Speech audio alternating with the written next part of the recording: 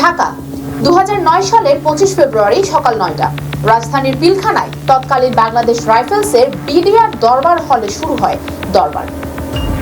সুপ্রিয় দর্শক, আজকের এই প্রতিবেদনে বিডিআর বিদ্রোহ সেদিনের লোমহর্ষক ঘটনা নিয়ে বিস্তারিত জানানোর চেষ্টা করব। সেই পর্যন্ত আমি নিশাত লাবণ্য আছি আপনাদের সাথে। অনুষ্ঠানের শুরুতেই বিডিআর মহাপরিচালক DG major general Shakil Ahmed বক্তব্য শুরু করেন। বক্তব্যের এক পর্যায়ে কিছু বুঝে ওঠার আগেই বিডিআরের কিছু বিদ্রোহী সদস্য অতর্কিত হামলা চালায় দরবার হলে। পথভ্রষ্ট সদস্যদের সেদিনের ওই হামলায় 57 জন সেনা কর্মকর্তা সহ নিহত হন 74 জন।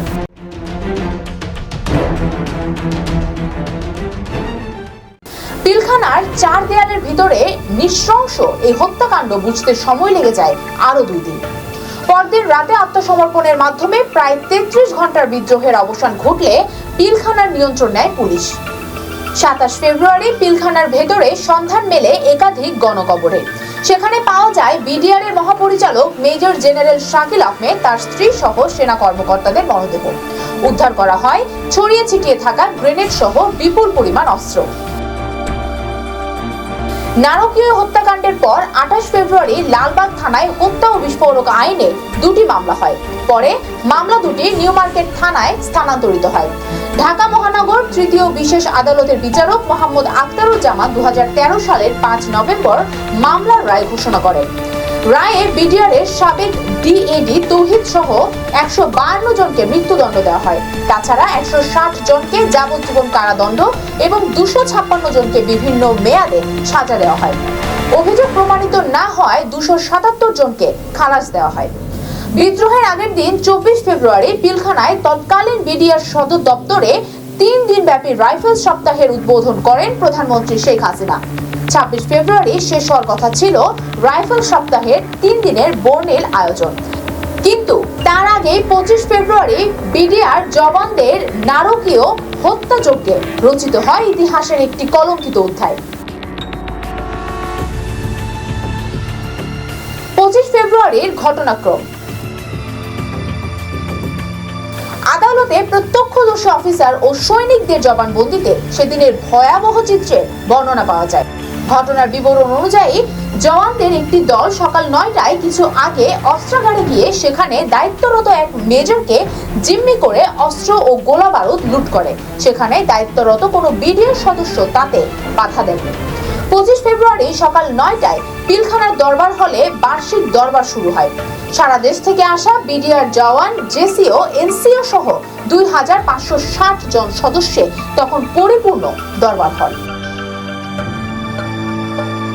9টার কিছু পর দরবার হলে প্রবেশ করে মঞ্চে বসেন ডিজি শাকিল আহমেদ। 9:30টার দিকে শাকিলের বক্তব্য চলাকালীন সিপাহী মাইন মঞ্চে উঠে ডিজির দিকে অস্ত্রতাক করেন।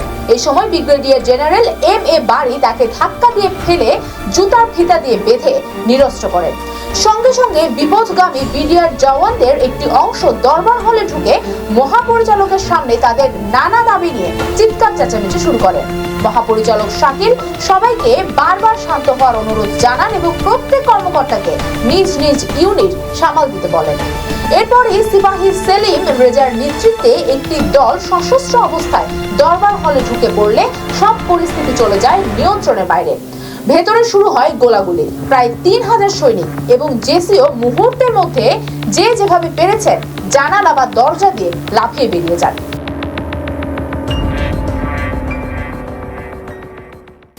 ডিজি, ডিডিজি ও ঊর্ধ্বতন কর্মকর্তারা সহ 45 থেকে 50 জন দরবার হলে অবস্থান করে আলোচনা করতে থাকেন। অন্যদিকে সিপাহীরা বাইরে গিয়ে নিজেদের সংগঠিত করে। সকাল 9:40 দিকে দেখা যায় লাল সবুজ রঙের কাপড় দিয়ে নাক মুখ বাঁধা বিডিআর এর একদল সৈনিক দরবার হল ঘিরে কিছুক্ষণ পর গুলি করেন। ডিজি তখনও সমাধানের পথ খুঁজছিলেন। বিভিন্ন জায়গায় মোবাইল ফোনে সাহায্যের জন্য সেনাবাহিনী পাঠাতে অনুরোধ করছিলেন। সকাল 10:30টায় বিদ্রোহী সৈনিকরা চিৎকার করে কর্মকর্তাদের মঞ্চের ভেতর থেকে বের হতে বলেন। এরপর ডিজি সহ একে একে অন্য কর্মকর্তারা পর্দা সরিয়ে বাইরে আসেন। মঞ্চের নিচে নেমে কর্মকর্তারা ডিজি শাকিলকে মধ্য রেখে গোল হয়ে দাঁড়ান। একজন সৈনিক চিৎকার করে অশালীন ভাষায় তাদের সিঙ্গেল লাইনে দাঁড়াতে বলেন। এরপরে একে একে হত্যা করা হয় তাদের। শুরু হয় পিলখানা জুড়ে তাণ্ডব, চলে সেনা কর্মকর্তা সহ তাদের পরিবারকে হত্যা, নির্যাতন, জিম্মি, লুটপাট আর অগ্নিসংযোগের মতো ঘটনা। খবর পেয়ে সাভার ও ঢাকা সেনানিবাস থেকে সাজোয়া যান এবং ভারী অস্ত্র নিয়ে পিলখানার দিকে রওনা হন সেনা সদস্যরা। বেলা 11টার মধ্যেই তারা ধানমন্ডি ও নীলক্ষেত মোড়ে শান্তিপূর্ণ অবস্থান নেয়। বিডিআর এর 1 ও 5 নম্বর গেটের আশপাশ সহ বিভিন্ন পয়েন্টে আর্টিলারি গান ও সাজোয়া যান স্থাপন করা হয়। বিদ্রোহীরা সদর গেট ও 3 নম্বর গেট থেকে সেনা সদস্যদের লক্ষ্য করে গুলি ছোড়ে। দুপুর 12:15টার দিকে বিমান বাহিনীর একটি হেলিকপ্টারে করে বিদ্রোহীদের অস্ত্র সমর্পণের আহ্বান জানিয়ে লিফলেট ছোড়া হলে ওই হেলিকপ্টার লক্ষ্য করে গুলি ছোড়েন বিদ্রোহীরা। তারা মাইকে জানান, আলোচনার জন্য প্রধানমন্ত্রী ও স্বরাষ্ট্রমন্ত্রীকে পিলখানায় আসতে হবে।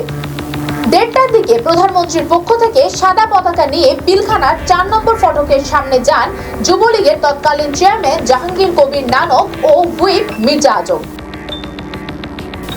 ডিএডি তৌহিদের নেতৃত্বে বেলা 3:30টার দিকে 14 সদস্যের বিডিআর প্রতিনিধি দলকে রাষ্ট্রীয় অতিথি ভবন যমুনায় নিয়ে যাওয়া হলে সেখানে তারা প্রধানমন্ত্রীর সঙ্গে কথা বলেন। বৈঠকে প্রধানমন্ত্রী বিদ্রোহীদের সাধারণ ক্ষমা ঘোষণা করেছেন এবং অস্ত্র জমা দিয়ে ব্যারাকে ফেরার নির্দেশ দিয়েছেন বলে জানানো হয়।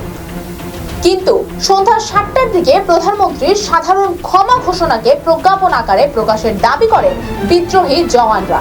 এর মধ্যে সন্ধ্যায় পিলখানার বিদ্যুৎ সংযোগ বিচ্ছিন্ন করে নিহত সেনা কর্মকর্তাদের মরদেহ মাটিতে পুঁতে ফেলা হয়।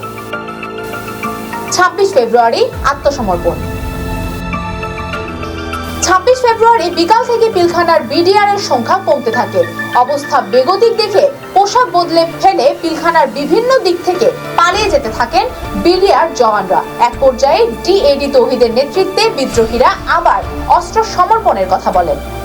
26 ফেব্রুয়ারি রাতে স্বরাষ্ট্রমন্ত্রী সাহারা খাতুনের কাছে তারা অস্ত্র এবং অস্ত্রাগার সহ বিভিন্ন গুরুত্বপূর্ণ স্থাপনার চাবি বুঝিয়ে দেন। পরে পুলিশ পিলখানার নিয়ন্ত্রণ নিলে অবসান ঘটে 33 ঘন্টার বিদ্রোহের। 27 ফেব্রুয়ারি পিলখানার ভেতরে সন্ধান মেলে একাধিক গণকবরের।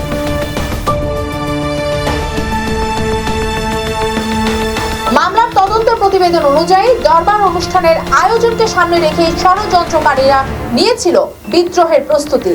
জাতিসংঘ মিশনে যাওয়ার সুযোগ না থাকা, রেশন বৈষম্য, ডাল ভাত কর্মসূচির নামে টাকা আত্মসাতের অভিযোগ সহ নানা বিষয় তাদের মধ্যে অসন্তোষ ছিল। নিশাত লাবণ্য, চ্যানেল আরে নিউজ ডেস্ক।